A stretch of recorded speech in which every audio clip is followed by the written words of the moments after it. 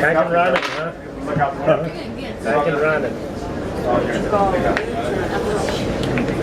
I was timing it.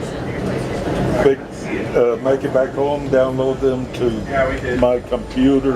Okay, watch the videos. Okay, yeah. And also put my videos on my YouTube page. Okay, that'll be interesting for the people to see.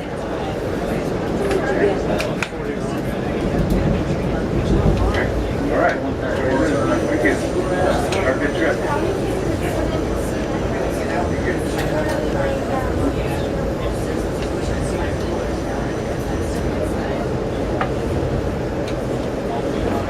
We look down in the valley, we're going to be following Bear Creek, which goes down to the Flathead River, which goes to the Clark Fork River and the Pend Oreille River and the Columbia River and out to the Pacific.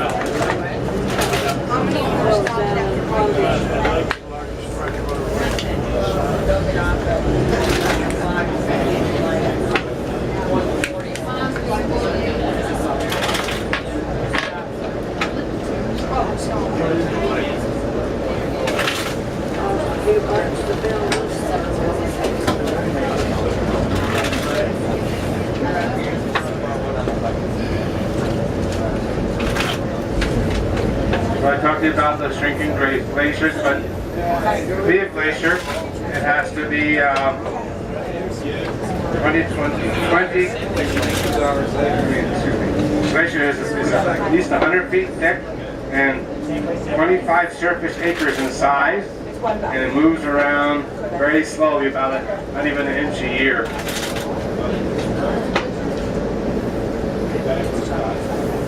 You cannot see the glaciers from the train.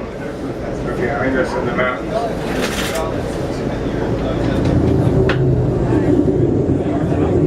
Gee, thanks, train.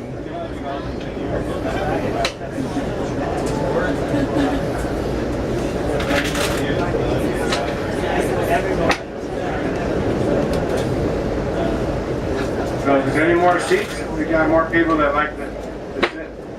Yeah. There's a couple seats over there. Two more.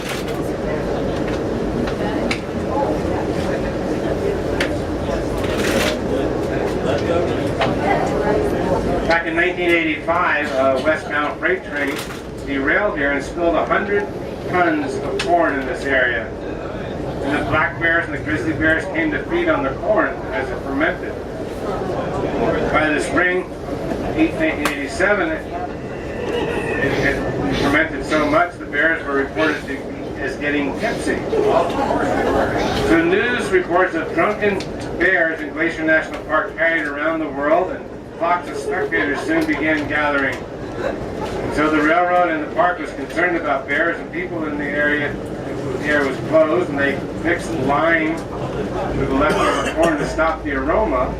But then, in 1988 and 1989, 3 more derailments of over 100 grain cars dumped some 10,000 tons of grain and corn on the hillside.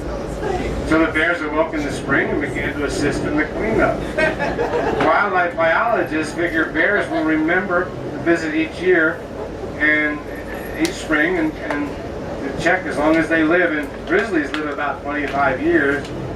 Grizzlies and black bears don't normally congregate with each other, but after they've been partying a while and laying down doing a little sunbathing, they get along better. That's the true story of the drunken grizzly bears.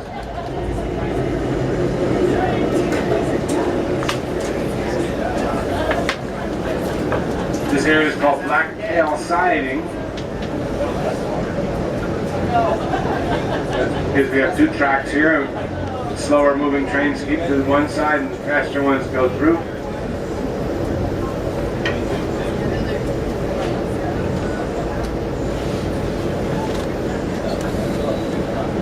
There's lots of local lore here, and lots of it is based on true stories.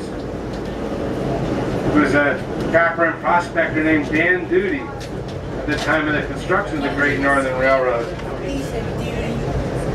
He was one of the first rangers in Glacier National Park. And then one day later in his life, Dan caught the sight of a dance hall girl, Josephine Gaines. And she was running from the law in Colorado.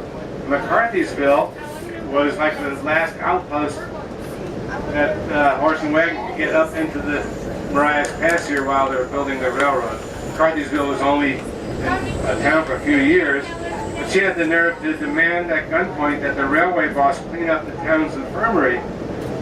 So Dan was really impressed, and he strapped her to a mule and took her to his cabin up in Nyack Meadows, which is on the other side of Essex. And she came to like him and stayed, and they built some stills. They had 3 stills going, and they had beverage service to the railroad. It was quite popular with the railroad men.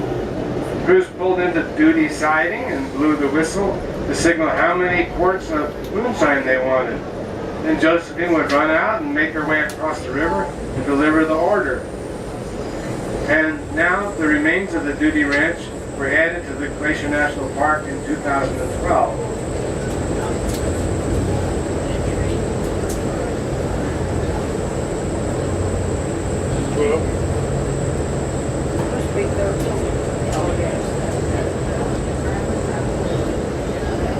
If you look out your window on the left side of the train, south side, you see a lot of dead trees. Those are because of the pine bark beetle infestation. The pine bark beetle is a natural part of the cycle of nature, but because of climate change and less precipitation, trees depend on a lot more moisture to have their sap run thick. And if they don't have enough moisture, the sap gets thin, and the pine bark beetles are the size of a grain of sand, and they can travel about 10 miles a day, and they bore into the Cambria layer of the tree and bore into the areas where it's weakest, and that kills the tree. In the first year you'll see brown needles and then no needles, and it's very sparse, and it's the biggest epidemic of insect infestation that we've seen in history, all the way up into Alberta, as far as south as New Mexico. If you have an opportunity to look at April 2015 National Geographic, there's a wonderful article all about pine bark beetle infestation. But it's epidemic, and unless we have a lot more precipitation and a lot more really low freezing weather, it won't change, it won't help. And then dead trees lead to more susceptible to forest fires, which as we go a little further up, I'll show you evidence of previous forest fires if it's still light out. But if you look at the hillside across from us, you see dead trees interspersed with the green trees. Now we're really going around Horseshoe Curve. You can see the other end of the train. And if you look down, as soon as we come to a clearing, you'll see that Bear Creek I mentioned. You might see beaver lodges in the creek. This is Horseshoe Curve. Shortly we're going to start going through several snow sheds. You'll see a lot of beams and a roof over the tracks. Well, in the spring, when the heavy snowfall is building up on the hillsides above us, just the vibration of the trains alone can cause avalanches, and those concrete and wood heavy beams protect the track. They can only snowplow so much, but in areas where there's more chance of avalanche or snow slide, they go through about 8 or 10 snow sheds. But when we go around the next curve, you'll be able to look down. We're going to be starting to go down a steep grade by curving around.